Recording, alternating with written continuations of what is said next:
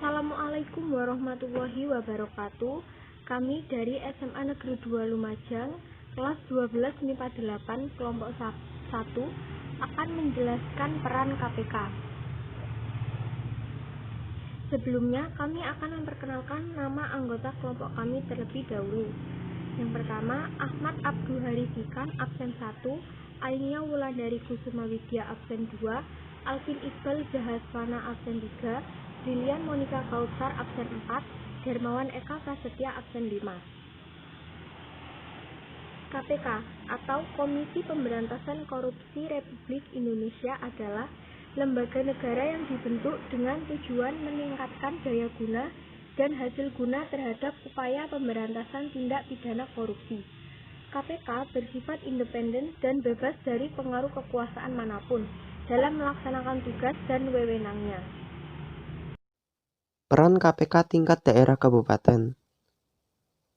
Berikut adalah peran KPK tingkat daerah kabupaten. 1. Melakukan penyelidikan, penyidikan, dan penuntutan terhadap tindak pidana korupsi, khususnya di tingkat kabupaten. 2. Melakukan berbagai macam bentuk tindakan untuk melakukan pencegahan terhadap tindak pidana korupsi, hingga melakukan monitoring dari penyelenggaraan pemerintahan kabupaten. 3. Melakukan tindakan-tindakan pencegahan tindak pidana korupsi di daerah kabupaten. 4. Melakukan monitor terhadap penyelenggaraan pemerintahan kabupaten. 5. Supervisi terhadap instansi yang berwenang melakukan pemberantasan tindak pidana korupsi tingkat kabupaten. Saya, Ainia Wulandari Kusuma Widya, absen 2, akan menjelaskan peran KPK tingkat daerah provinsi. Peran KPK tingkat daerah provinsi yang pertama yaitu melakukan segala macam bentuk dan koordinasi dengan berbagai macam bentuk instansi tingkat provinsi yang memiliki wewenang di dalam melakukan tindak pidana. Yang kedua, yaitu melakukan monitoring dan penyelenggaraan pemerintah pada sebuah negara yang mengutamakan pada tingkat provinsi. Yang ketiga, yaitu melakukan segala macam bentuk tindak penyelidikan, penyidikan, hingga penuntutan terhadap segala macam bentuk korupsi. Peran KPK tingkat nasional. Berikut adalah peran KPK tingkat nasional. Yang pertama, koordinasi dengan instansi yang berwenang melakukan pemberantasan tindak pidana korupsi. Yang kedua, supervisi terhadap instansi yang berwenang melakukan pemberantasan tindak pidana korupsi. Yang ketiga, melakukan penyelidikan, penyidikan, dan penuntutan terhadap.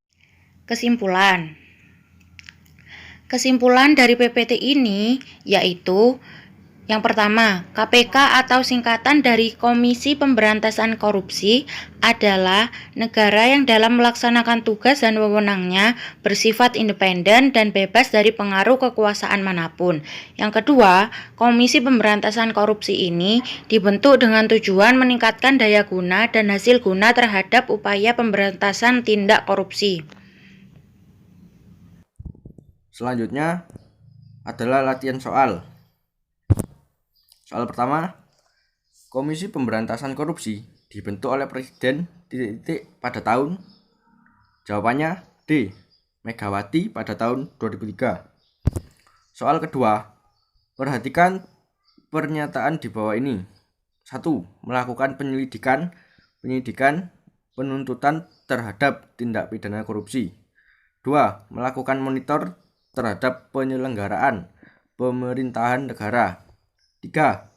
Meminta laporan instansi terkait pencegahan tindak pidana korupsi.